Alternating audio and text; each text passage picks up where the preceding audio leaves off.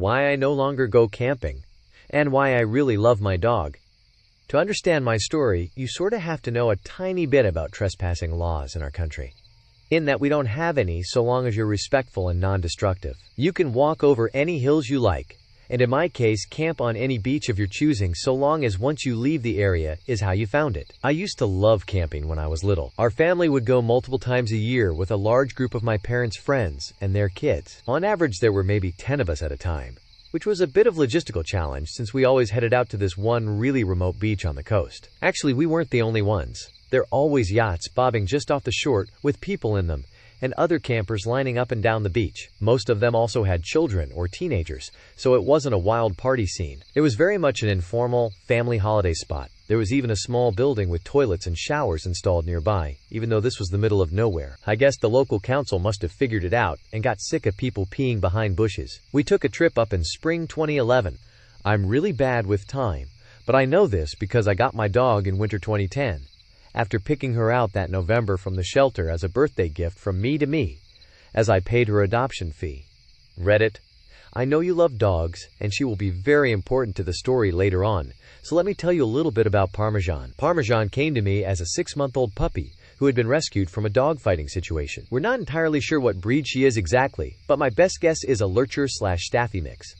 She is a wonderfully well-tempered dog with people and most dogs, but you absolutely do not threaten her. She'll have you. So by the time of this camping trip, I'd had Parmesan for a few months. She'd never come camping with us before, but far as my family are concerned, dogs go on camping trips, so when we all piled into the car, she came too. Unusually though, none of the family friends could make it, so it was only me, my sister, my dad, and my mom. I didn't mind, I wasn't that attached to the other kids. I'd rather play with my dog and I'd still have my sister. The drive took the best part of 6 hours, and because we'd left a bit later, although I don't remember why we'd left later than normal, we arrived at sunset. Not a good time to be building a tent, but we'd expected to arrive to other campers already set up, and the beach illuminated in campfires. The beach was empty. In spite of this, my parents started taking stuff out and trying to build the tent. They asked us to fetch some of the lighter bags from the boot of the car while they sat pointing a flashlight at the sand to see properly. I rolled down the window of the car for Parmesan before getting out.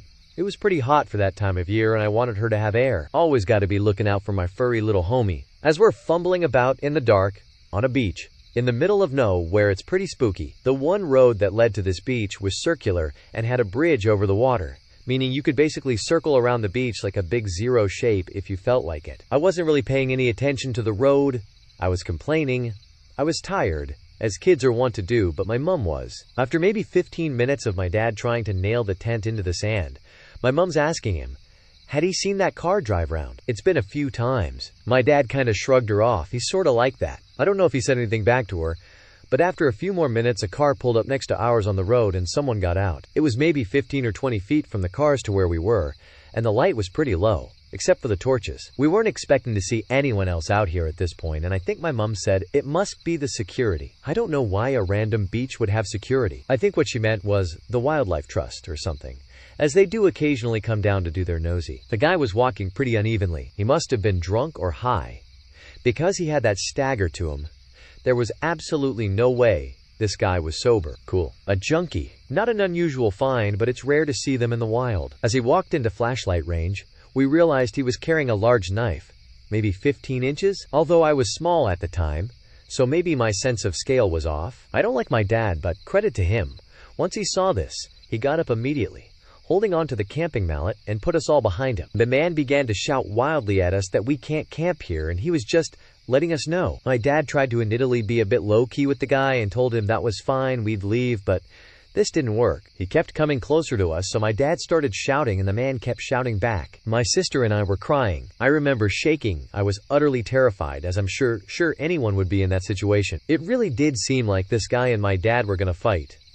And I'm gonna be honest, I didn't fancy my dad's chances. While it's grim to consider, I'm absolutely convinced he would have killed my dad and possibly us as well once he was done, as I don't think my mother would have had the common sense to run with us. I love her, but she's always put dad and her relationship with him above us. This isn't how it went down. A bolt from the black like a wolf descending on its prey took us all by surprise, most of all the man with the knife. In that moment, Parmesan was the apex predator large canines represent in nature. She got him good by the arm and clamped down hard, ripping his jacket and shredding the skin underneath. He dropped the knife, as it had been in the arm she had got him by. He kicked her, he punched her, and eventually got her off. He grabbed the knife from the sand and ran back to his car and drove off. Parmesan didn't follow him. She stayed with us, muzzle covered in blood. Quickly as we could, we gathered our things and all got back in the car, all pretty shook up by the incident. I looked Parmy over. She was okay, but the car's window was much more open than I'd left it. We think what happened was, when the shouting started,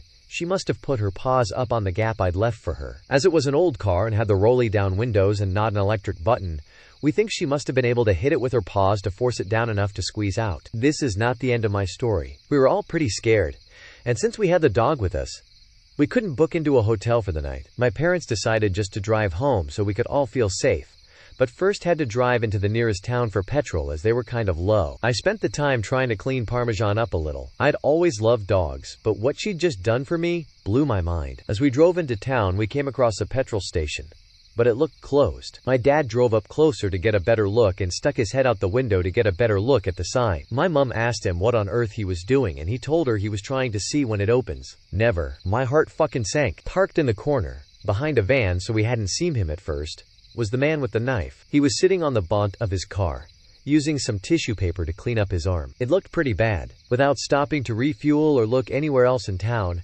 my dad drove right out of there. He decided to go to the next town over, but this was remove. The next town over was 60 miles away. He didn't have that much petrol, we realized. As we began driving, we were going to break down. That's fine, Dad said. We had AA cover. They'd come tow us home, or at least to somewhere acceptable for the night, better than staying in the last town. After driving for maybe 5 minutes, lights flash us from behind. Another car. The same car the man had been driving. It was him, following us. He must have realized we were low on petrol. The next half hour was one of the worst half hours of my life. I had a complete and utter breakdown, as did everyone really. I could tell my parents were trying to keep it under wraps so it wouldn't upset us. But we weren't really little kids, we were both double digits. We knew how dangerous this situation was. Dad turned off the radio to conserve petrol, and the man followed us for 55 miles before he peeled away onto another road.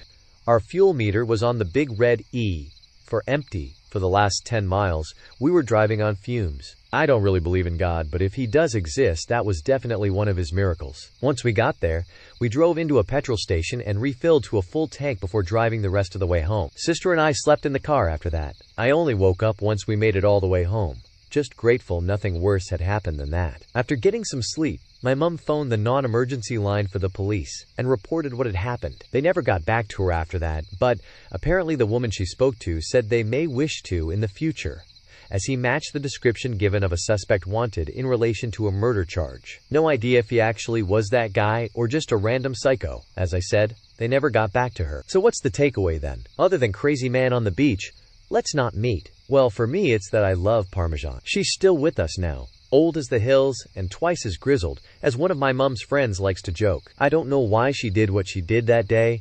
I couldn't tell you what her thought process was. What I do know is that this poor puppy was born into an environment where they abused and neglected her, only to be rescued and taken to a shelter where her mother and siblings all found homes before her. Despite how badly people had treated her, when I took her home, she forgave but never forgot. I think the saying is, I never trust a person who doesn't like a dog, but I always trust a dog when they don't like a person. They have a very good understanding of human body language, and I think she must have understood how much danger we were in. If you're able to, please adopt. You might find yourself in a situation like mine one day. I promise you, if you're willing to save a four-legged friend's life, they will pay you back tenfold if they're able to, without a thought for their own safety. I paid £78 for Parmesan's adoption fee, which is a lot when you're a kid, but it chills me to my bones knowing if I hadn't been so instant on a dog I might be dead. Edit. My God, I was not expecting this to get this sort of reaction at all, especially not in so little time. I've spent most of my night off going through comments, clarifying stuff and replies, ECT.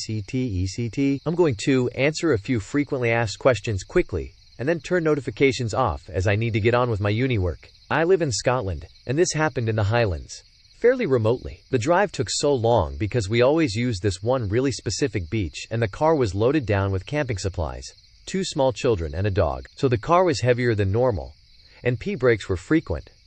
You've all peed on the side of the motorway, don't at me. We didn't phone the police while being followed because we had no signal, or so my mom said, but I suspect the genuine reason was that there was weed in the car my parents used to smoke/deal. I didn't include this in the original story because it didn't affect my experience of this story. I was a little kid, and I was telling it from my perspective as I remember it, as per subreddit rules. Thank you all for the awards and saying so many sweet things about Parmy.